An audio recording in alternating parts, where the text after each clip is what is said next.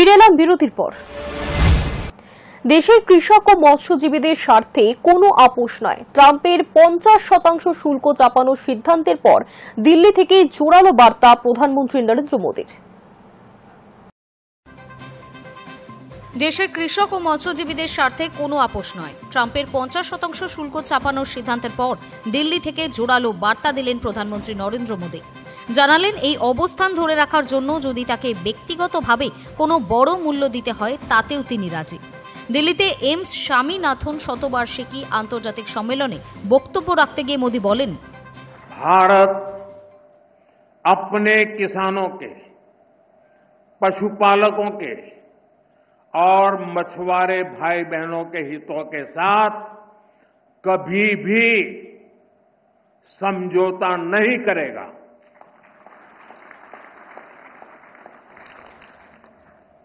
और मैं जानता हूं व्यक्तिगत रूप से मुझे बहुत बड़ी कीमत चुकानी पड़ेगी, लेकिन मैं इसके लिए तैयार हूं।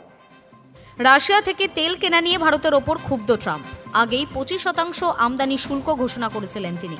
বুধবার ফের অতিরিক্ত 25% শুল্ক চাপিয়ে দেওয়া হয়।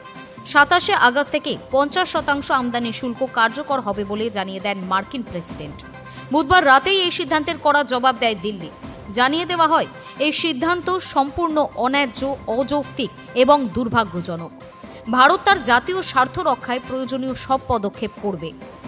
বিদেশ মন্ত্রকের বিবৃতিতে আরও বলা হয়, আমরা এর আগেই স্পষ্ট করে দিয়েছি ভারতের তেল আমদানি সম্পূর্ণ বাজার নির্ভর এবং দেশের 140 কোটি মানুষের এনার্জি সিকিউরিটির কথা ভেবেই সেই সিদ্ধান্ত নেওয়া হয়। শুধু ভারত নয়, বহু দেশই একইভাবে রাশিয়ার কাছ থেকে তেল কিনছে।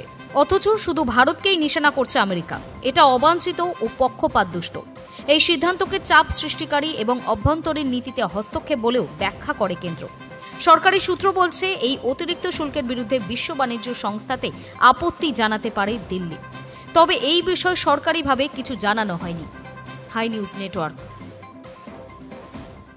ভারতের উপর 50% শুল্ক আরোপের পরই রাশিয়া এবং ইউক্রেনের মধ্যে যুদ্ধ থামানোর যে চেষ্টা চালাচ্ছিল ট্রাম্প, তাতে অগ্রগতি হচ্ছে এমনই ইঙ্গিত দিলেন ট্রাম্প। আগামী সপ্তাহের মধ্যে রাশিয়া এবং ইউক্রেনের সঙ্গে বৈঠকে বসতে পারেন, সেই ইঙ্গিতও দিয়েছেন তিনি।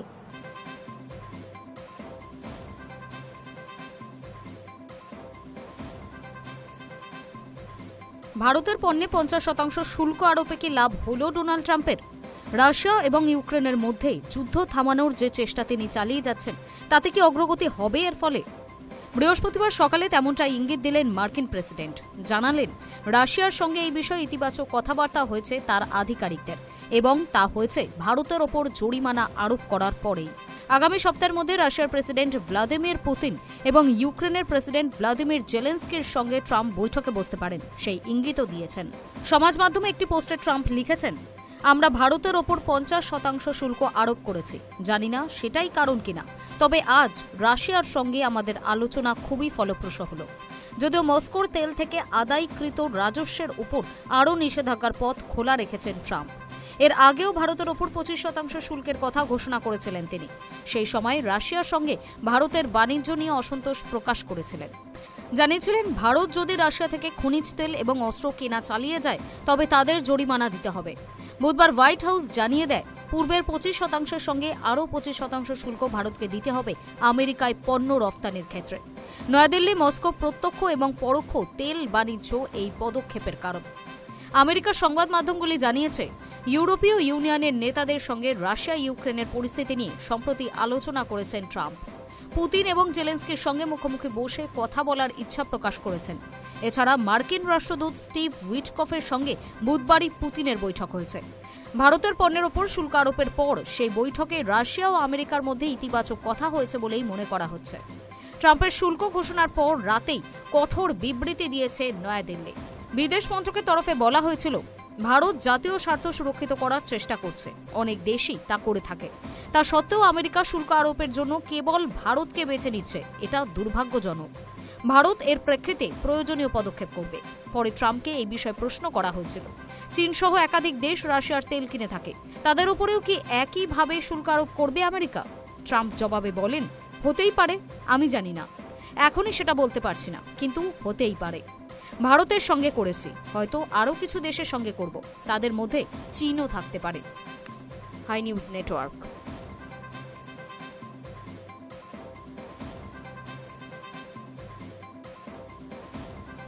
জাতির উদ্দেশ্যে ভাষণে ইউনূস প্রতিশ্রুতি দিয়েছিলেন রমজান মাস শুরুর আগেই আগামী ফেব্রুয়ারিতে জাতীয় সংসদে নির্বাচনের আয়োজন করা হবে। এবার তারপরে ইউনূস ভোটের আয়োজনের জন্য সব প্রস্তুতি শেষ করতে নির্বাচন কমিশনকে চিঠি পাঠালেন। জাতির উদ্দেশ্যে ভাষণে ইউনূস প্রতিশ্রুতি দিয়েছিলেন রমজান মাস শুরুর আগেই আগামী ফেব্রুয়ারিতে জাতীয় সংসদের নির্বাচনের আয়োজন করা হবে। বাংলাদেশের অন্তর্বর্তী সরকারের মুখ্য উপদেষ্টা মোহাম্মদ ইউনূস ভোটের আয়োজনের জন্য সব প্রস্তুতি শেষ করতে নির্বাচন কমিশনকে চিঠি পাঠালেন। অন্তর্বর্তী সরকারের পক্ষ থেকে আমি প্রধান নির্বাচন কমিশনারের কাছে চিঠি পাঠাবো, যেন নির্বাচন কমিশন আগামী রমজানের আগে 2026 সালের ফেব্রুয়ারি মাসে জাতীয় নির্বাচন অনুষ্ঠানের আয়োজন করেন। বাংলাদেশের সংবাদ মাধ্যম জানাচ্ছে, ইউনূসের দপ্তরের মুখ্য সচিব এম সিরাজউদ্দিন মিয়া অন্তর্বর্তী সরকারের তরফে কমিশনকে চিঠি লিখেছেন। উল্লেখিত সময়সীমার মধ্যে প্রত্যাশিত মানের অবাধ, সুষ্ঠু, শান্তিপূর্ণ এবং উৎসব মুখর জাতীয় নির্বাচন আয়োজনের জন্য প্রয়োজনীয় পদক্ষেপ করার অনুরোধ জানানো হয়েছে ওই চিঠিতে। নির্বাচনের আয়োজনের বিষয়ে অন্তর্বর্তী সরকারের তরফে সমস্ত রকম সহযোগিতা করা হবে বলেও কমিশনকে জানিয়েছে ইউনূসের দপ্তর। প্রসঙ্গত, মঙ্গলবার গণ অভ্যুত্থানে শেখ হাসিনার নেতৃত্বাধীন আওয়ামী লীগের সরকারের পতনের বর্ষপূর্তি উপলক্ষে জাতির উদ্দেশ্যে ভাষণে ইউনূস বলেন, 2026 সালের পবিত্র রমজানের আগে জাতীয় নির্বাচন আয়োজনের জন্য প্রধান নির্বাচন কমিশনারের কাছে চিঠি পাঠাবো। হাসিনার জামানায় 1.5 দশক ধরে বাংলাদেশের নাগরিকেরা গণতান্ত্রিক অধিকার প্রয়োগের সুযোগ পাননি বলেও অভিযোগ করেন ইউনূস। Hi news network. মস্কোয় গিয়ে ভ্লাদিমির পুতিনের সঙ্গে বৈঠক করলেন ডোনাল্ড ট্রাম্পের বিশেষ দূত স্টিভ উইটকফ। ক্রেমলিনে ওই বৈঠকের পর জানা যাচ্ছে আলোচনার ইতিবাচক। ইউক্রেন যুদ্ধ ঘিরে আমেরিকা রাশিয়া টানাপোড়েনের মধ্যেই মস্কোয় গিয়ে ভ্লাদিমির পুতিনের সঙ্গে বৈঠক করলেন ডোনাল্ড ট্রাম্পের বিশেষ দূত স্টিভ উইটকফ। বুধবার ক্রেমলিনে এই বৈঠকের পরে রুশ সংবাদ সংস্থা জানিয়েছে আলোচনা ইতিবাচক হয়েছে। 3 ঘণ্টার এই বৈঠকে পুতিনের সহকারী ইউরি উশাকোভও হাজির ছিলেন বলে ক্রেমলিনের তরফে এক বিবৃতিতে জানানো হয়েছে। গত 31 জুলাই ভারত এবং রাশিয়ার অর্থনীতিকে মৃত বলে কটাক্ষ করেছিলেন ট্রাম্প। তিনি বলেন, ভারত রাশিয়ার সঙ্গে কী বোঝাপড়া করছে তা নিয়ে আমি ভাবিত নই। একসঙ্গে তারা তাদের মৃত অর্থনীতিকে ডোবাতে পারে। ট্রাম্পের ওই মন্তব্যের পরেই প্রাক্তন রুশ প্রেসিডেন্ট তথা সে দেশের জাতীয় নিরাপত্তা পরিষদের ডেপুটি চেয়ারম্যান দিমিত্রি মেদভেদেভ আমেরিকাকে নিশানা করে বলছিলেন, যাদের মৃত বলা হচ্ছে তাদের ডেড হ্যান্ড থেকে আসন্ন বিপদকে উপেক্ষা করা সহজ হবে না। এরপরে ট্রাম্প শুক্রবার রাশিয়ার জলসীমার কাছে পরমাণু অস্ত্রবাহী 2টি ডুবোজাহাজ পাঠানোর কথা ঘোষণা করেন। কারণ হিসেবে জানান, মেদভেদেবের মন্তব্য প্ররোচনামূলক, তাই এমন পদক্ষেপ। প্রসঙ্গত, ডেড হ্যান্ড এমন একটি স্বয়ংক্রিয় পরমাণু প্রত্যাঘাতের পদ্ধতি যা 80-এর দশকে সোভিয়েত ইউনিয়নের জমানায় গড়ে তোলা হয়েছিল। এর মূল উদ্দেশ্য ছিল, যদি আমেরিকা বা অন্য কোনো পরমাণু শক্তিধর প্রতিপক্ষ প্রথম আঘাতে সোভিয়েত নেতৃত্ব এবং কমান্ড অ্যান্ড কন্ট্রোল ধ্বংস করে দেয়, তবু স্বয়ংক্রিয়ভাবেই চূড়ান্ত প্রতিশোধমূলক প্রত্যাঘাত করতে পারবে মস্কোর পরমাণু ক্ষেপণাস্ত্র। মস্কো ওয়াশিংটন সংঘাতের এই আবহে ট্রাম্পের বিশেষ দূতের মস্কো সফর এবং পুতিনের সঙ্গে বৈঠক উত্তেজনা প্রশমনের অনুঘটক হবে বলেই মনে করা হচ্ছে।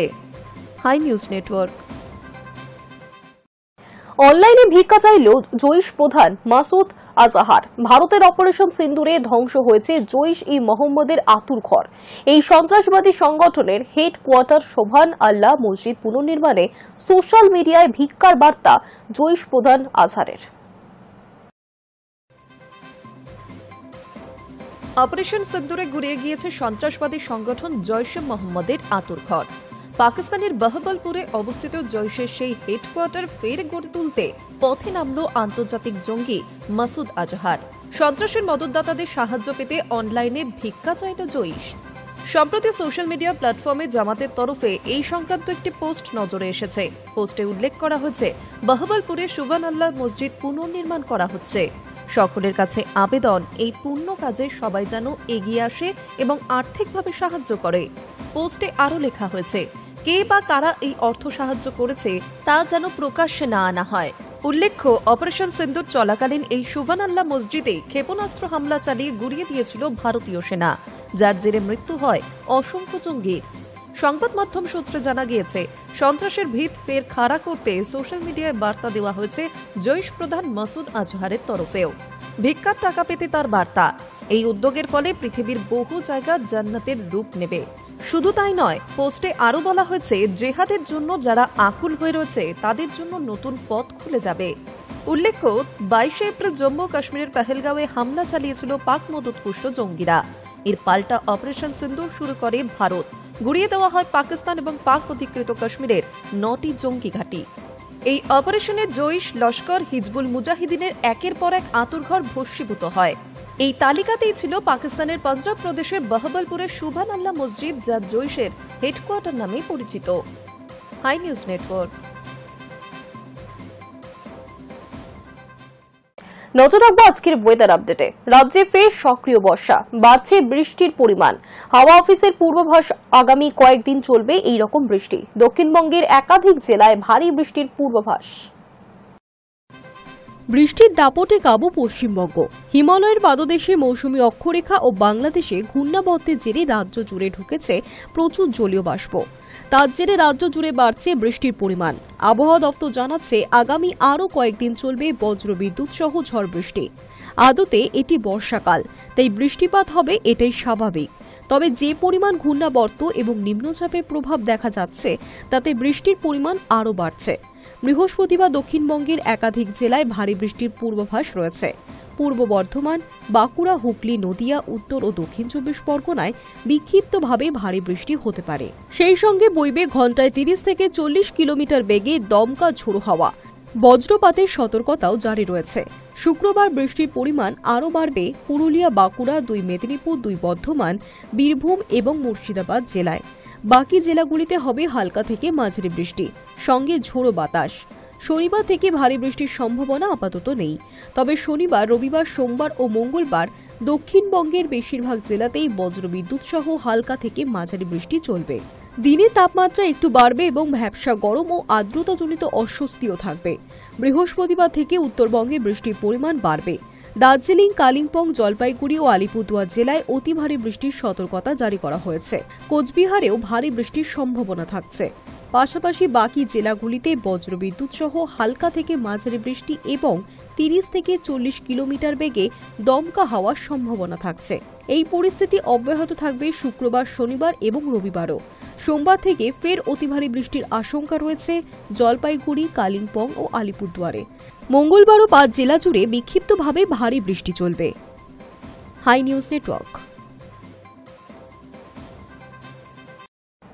নিউজ টুডে এখনকার মতো এই পর্যন্তই। দেখতে থাকুন হাই নিউজ, নির্ভীক, নিরপেক্ষ।